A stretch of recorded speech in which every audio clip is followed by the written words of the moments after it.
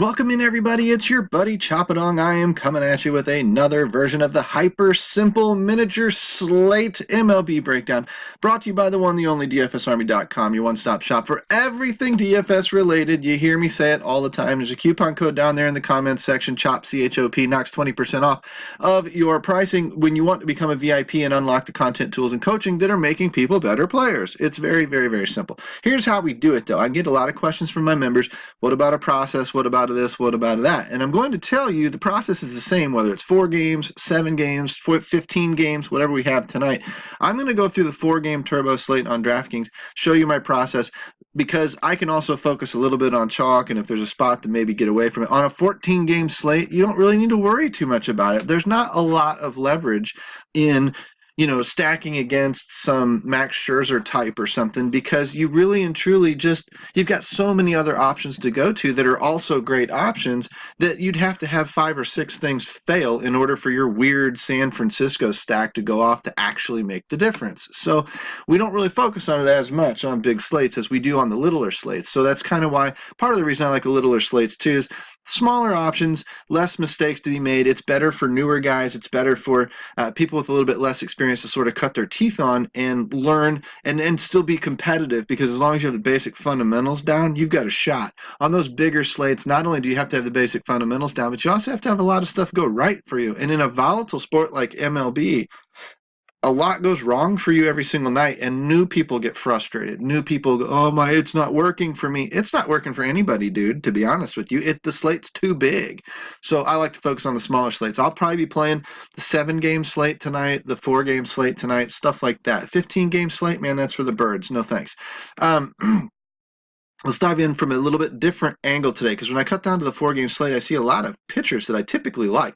Marquez, Stripling, Verlander, Wainwright's been better lately. A couple of these guys for cheap down here on DraftKings might be in play. I don't know. We're going to go through the pitching a little bit differently, but this is typically how I do it. I want to find the good pitching first, and I use a few things to do that. And then I want to find the bad pitching next. Everything is 2/3 of what I do is surrounded around pitching on the slate. Where's the good pitching? Who's in my opinion, the best dollar for dollar upside play? And then where's the bad pitching? The 2 or 3 or 4 worst pitchers. And I'm going to take the opposing team and stack against the bad pitchers. And then I'm going to find the hot bats inside those offenses and attack. And then look for some one-offs and whatever else around the league to maybe round things out. It's a very simple system. It's hyper simple. And it's designed for you to lock in and try for 2 weeks, 3 weeks, 4 weeks. Make sure that it's sort of working for you. Discuss it with me and the other VIPs inside DFSArmy.com, and basically start evaluating your own game. What am I looking at? Am I looking at too much? Am I making it too complicated? Am I looking, what should I look at first? What's this telling me? These are all the discussions that we can have, and we can get you pointed in a solid, foundationally solid direction. And then if you want to continue to expand, you want to start nerding out on different numbers and things, go for it. I'll have 2 ways to find batters for you today as well. But let's start with the pitchers.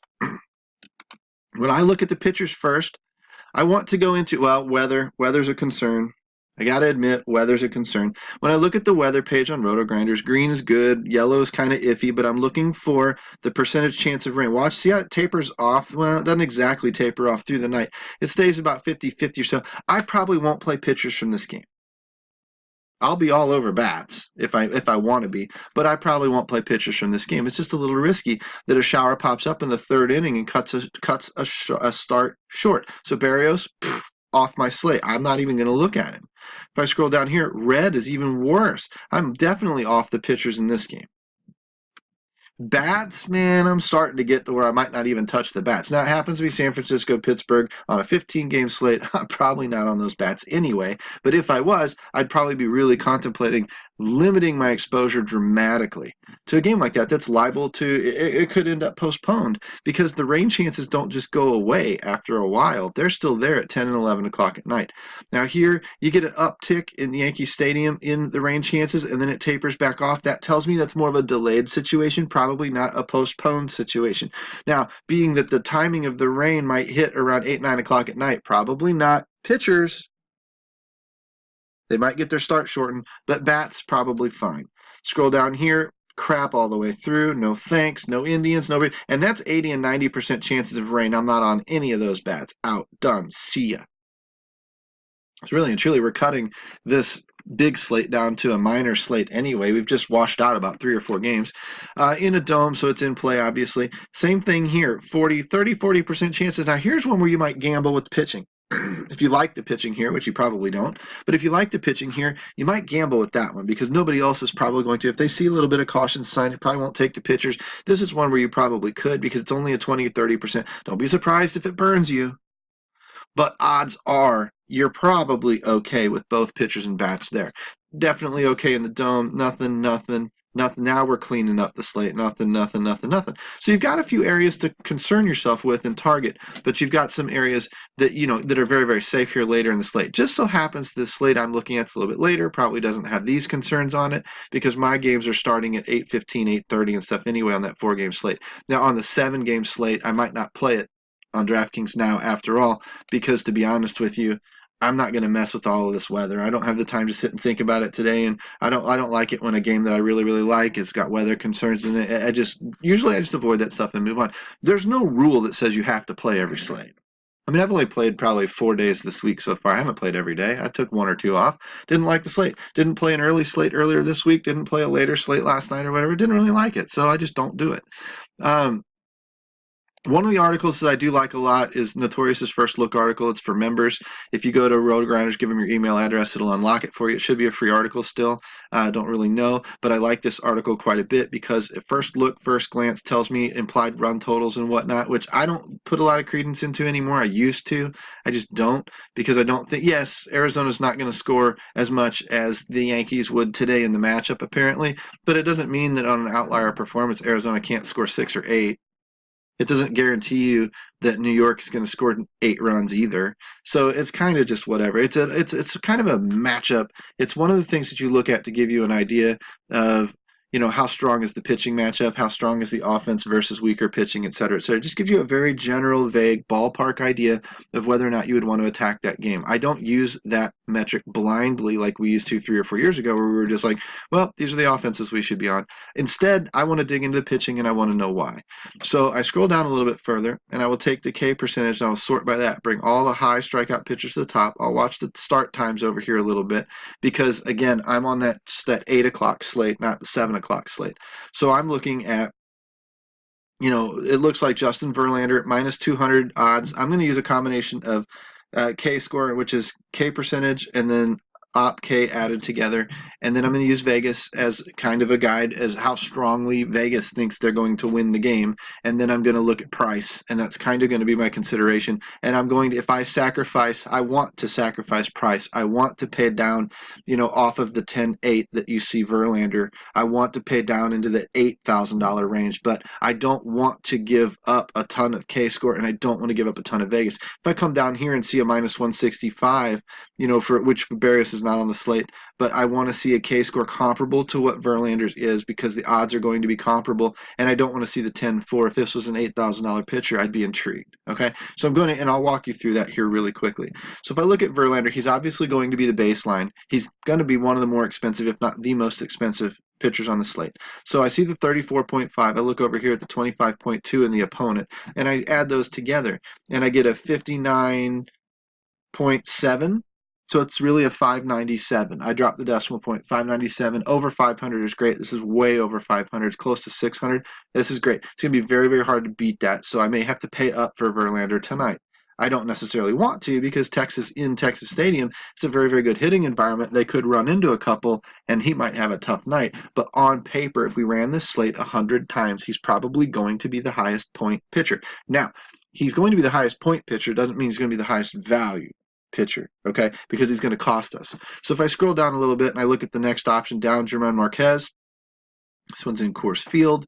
So again, dicey hitting environment, but I'm going to look over here at the K percentage of 27.8, the op K of 23.5, add them together and get myself a 51.3. and a minus 140. So I'm okay with that. I've got a 513. It's over a 500. That's still very, very good. And then I've got a minus 140 in the Vegas odds going for me. So I kind of like it. I'm okay. 8,500. If I need money for bats, and I generally like to build bigger stacks with bigger one-offs and things, this was going to be a pitcher I might take over a Verlander. But if I'm building 3 or 4 or 5 lineups, I'm going to have both pitchers somewhere. I'm not going to be, if I had to go all in on a pitcher, it depends. What would I want? Would I want safety for cash games? I might go Verlander. Would I want upside for, comparable pitching score plus, room to make some bigger bats and take some chances with some stacks and some hitting? Then I might go German Marquez. I would take my 50-50s in my head-to-heads, though, probably use Verlander. And then in my bigger leagues, 100-mans, maybe some small GPPs or something, I might use a German Marquez for a little, or a 10-man league or a 20-man league, something like that. I might use Marquez for those. Head-to-heads, if I was running 20 or 30 or 40 head-to-heads, I'd probably use Marquez. And the reason why is because for me to get over, to beat 30 or 40 or 50 people in head-to-heads, to beat 70, 80, 90% of my head-to-heads, I need to have a pitcher, or I need to have a lineup that has the upside to get over. I don't want to just, if I play 40 head-to-heads, I don't want to just beat 22 of them. I want to beat 38 of them. To beat 30, and the more volume I take and the closer I get to sweeping those heads. If I took 100 and needed to beat 95 people, I would need to build an even stronger lineup than something just trying to beat 10 people.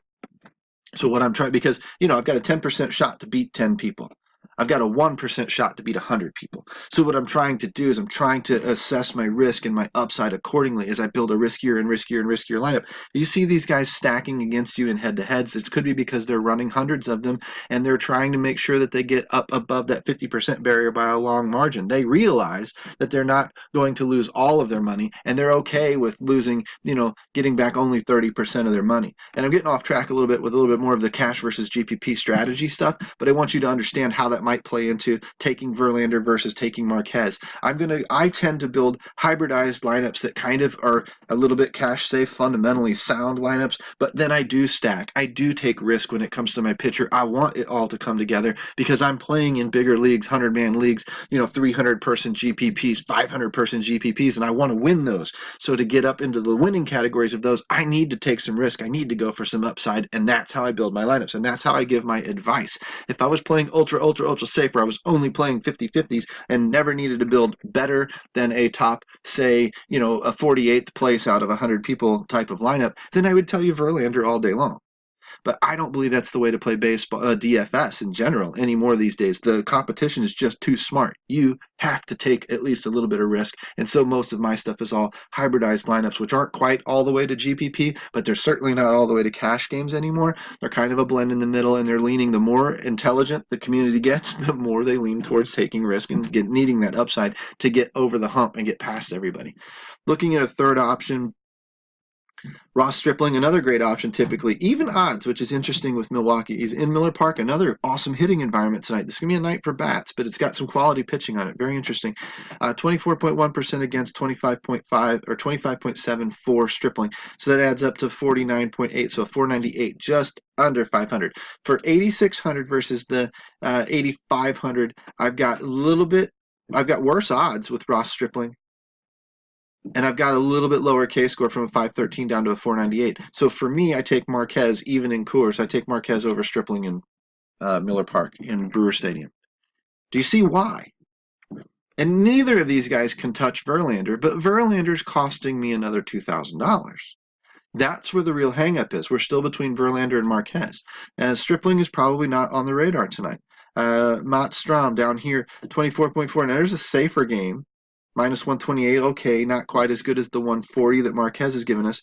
Look at the K-score, 24.4 plus 25.3. So I'm at a 49 again, 49.7, 497.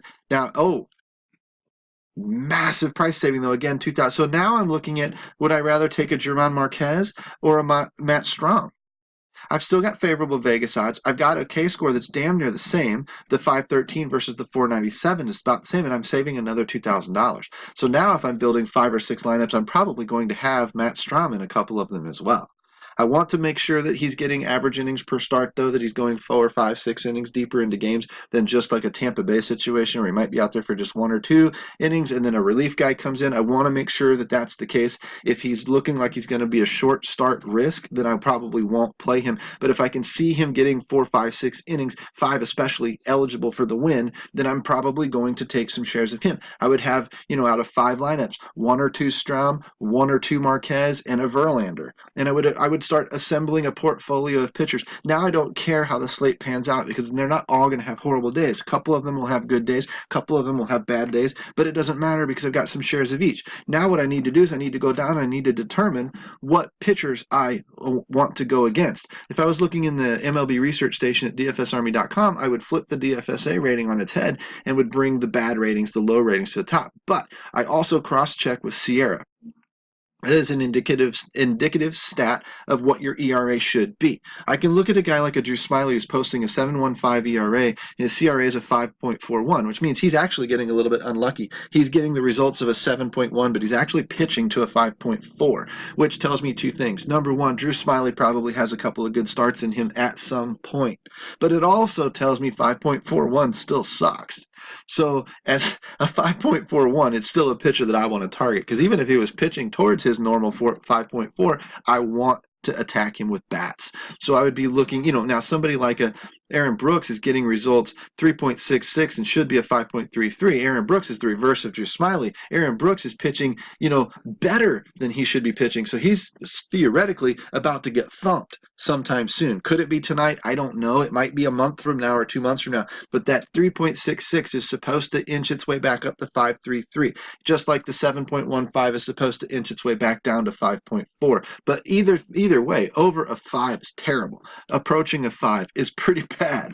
These are the types of guys that I want to stack against. So I would be looking at Houston, Toronto, Detroit. Well, Detroit's not on the slate I'm looking at. LA, Houston, LA, maybe some Toronto. Houston, LA, St. Louis going up against Vargas. So let's just call those 3 offenses. Houston, LA, and St. Louis. That's what we're kind of going to be focused on and looking for tonight, okay? So we'll scroll down a little bit further here, and I want to see if he's having trouble against right or left-handed bats or both. So if I look at the right or the left-handed bats, I apologize. I had to take a quick break there to assess something going on personally in my house. But anyway, I'm back. What I'm looking at with these offenses, I'm trying to find a pitcher that struggles against both sides of the plate. He can't get righties out and he can't get lefties out because that tells me that no matter what's in your lineup, typically the turnstiles go round and round and round and we can get some big innings. Big innings are good for DFS. So when I look at the pitchers I was wanting to target, like Houston, I see that Drew Smyly struggles against righties and lefties, so I like Houston. I scroll down a little bit more and I find St. Louis, and it struggles a little bit more against lefties than righties, but still struggles against both, so I like that situation. And LA, probably I'm going to like the left-handers in LA. Does LA have some left-handers? Oh my goodness, this is going to be a good night. Don't really like the right-handers as much because Julius Chassin gets right-handers out. The problem is he gives up a high batting average to lefties. Fine. So I can look into the offense. Now I will go into my research station and I will look at 2 different ways. First thing I will do is I will kick this batter's matchups down to just the slate that I'm looking at. And that's the 8 o'clock games.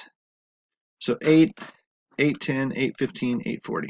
And I know we're getting up on 18 minutes. I'm going to try and hurry this up for you.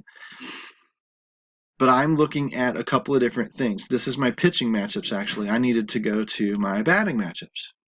So caught me on a little brain fart there. I apologize for that.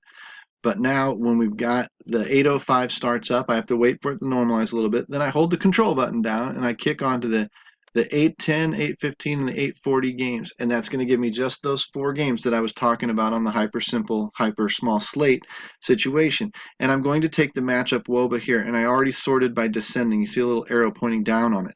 So 403, matchup WOBA simply is to-handedness, and it's telling you that to the batter to the pitcher's handedness hits at a 428 for Tyler White, a 408 for Carlos Correa over the last couple of years. Big, strong baseline, okay?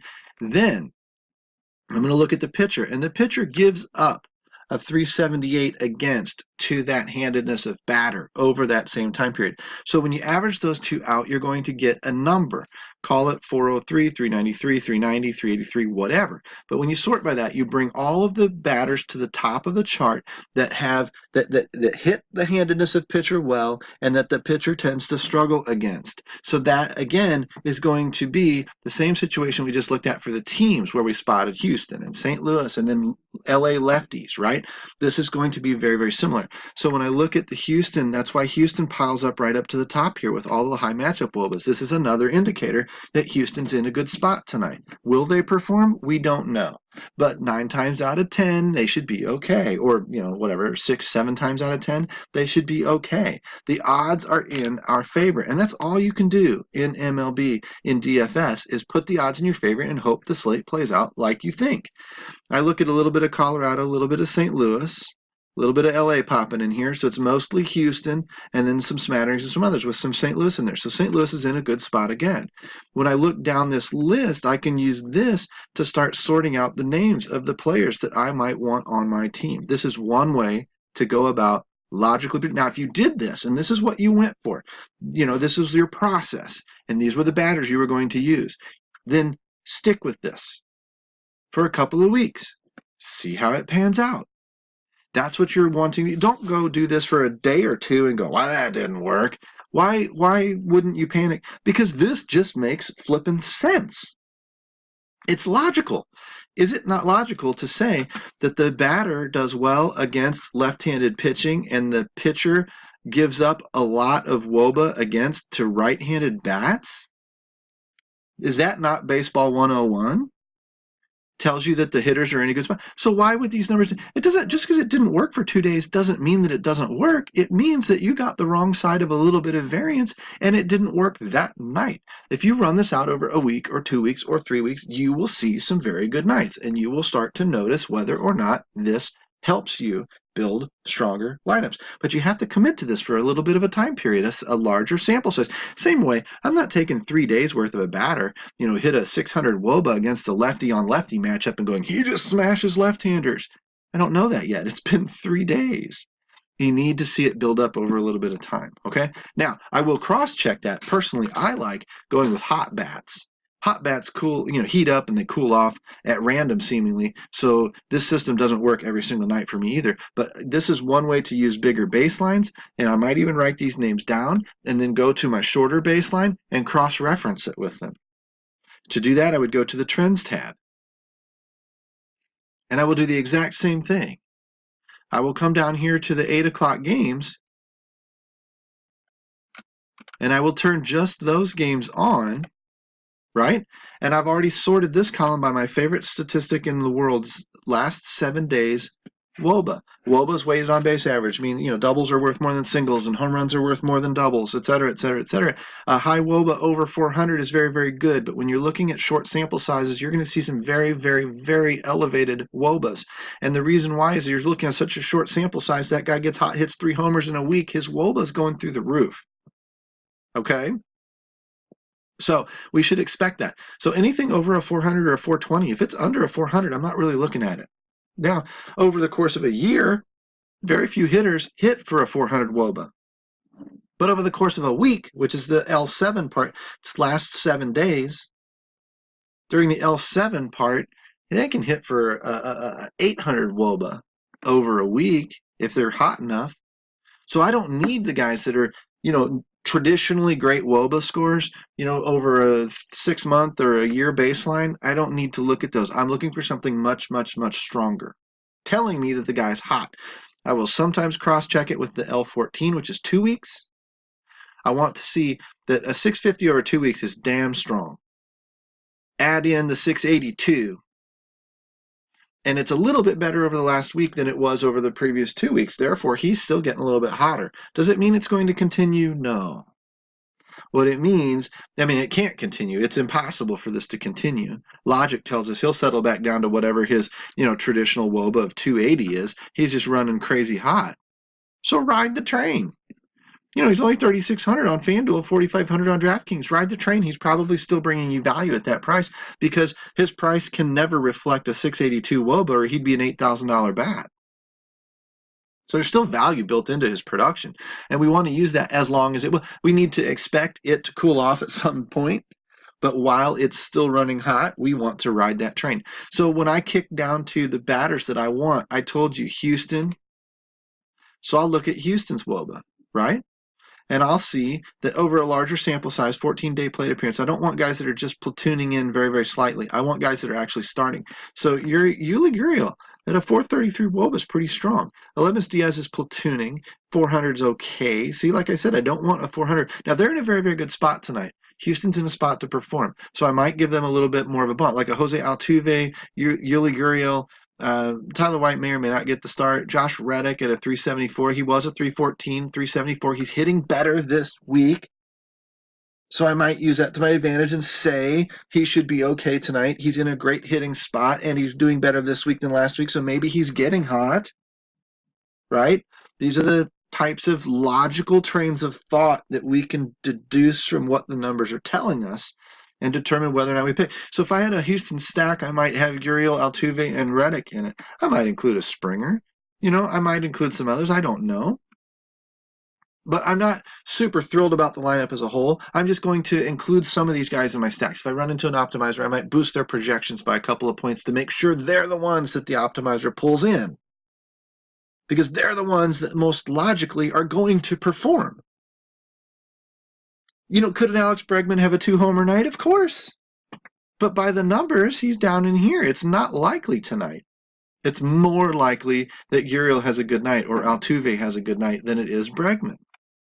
So we want to use that to our advantage and use only the bats that are set to perform. We may kind of use some secondary bats around them to complete a stack or something like that, a value play or something to kind of correlate it in and hope that it all has a good night. But generally speaking, these are the bats that should perform. If I look at St. Louis, and you're going to do this for every, so it doesn't matter if it's 9 games or 4 games or 20 games, it doesn't matter.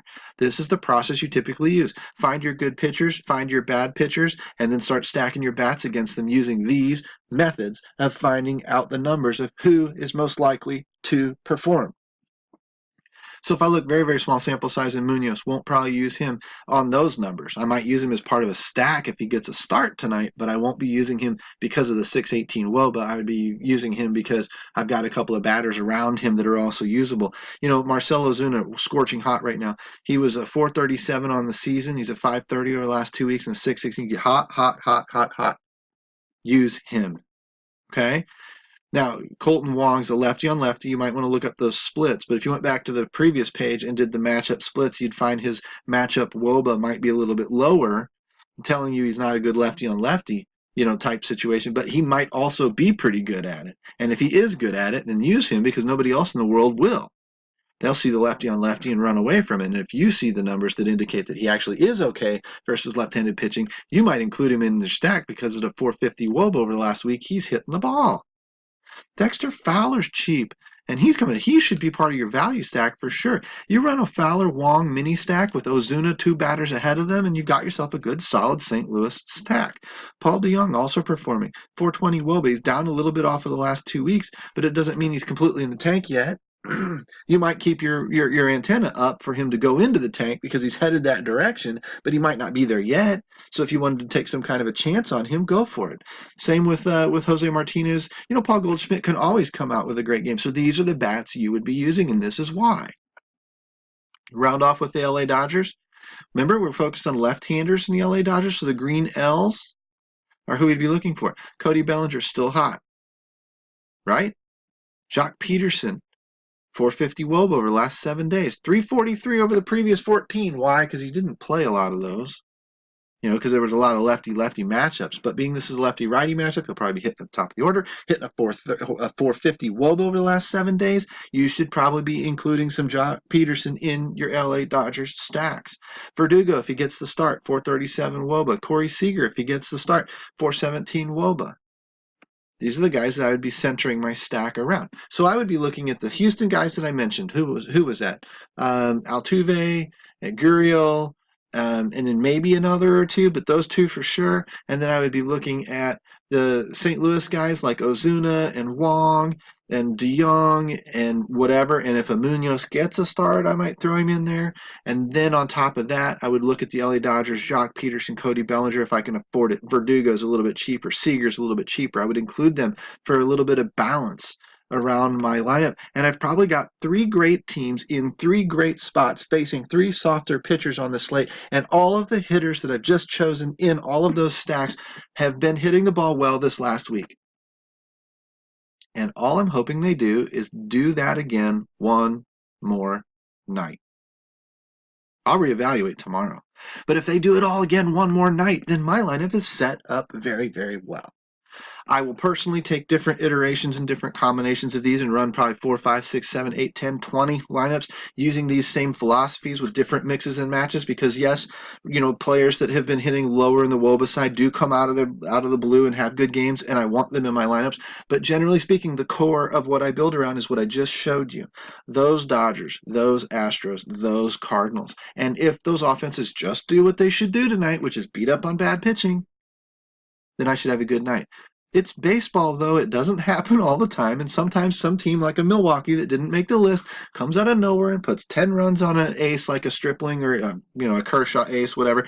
Stripling's not an ace, but you get what I'm saying. Sometimes this stuff happens, and it can happen again tomorrow night, and it can happen again the next night, and it can happen again for 2 weeks. But none of that means my system doesn't work because my system is logical.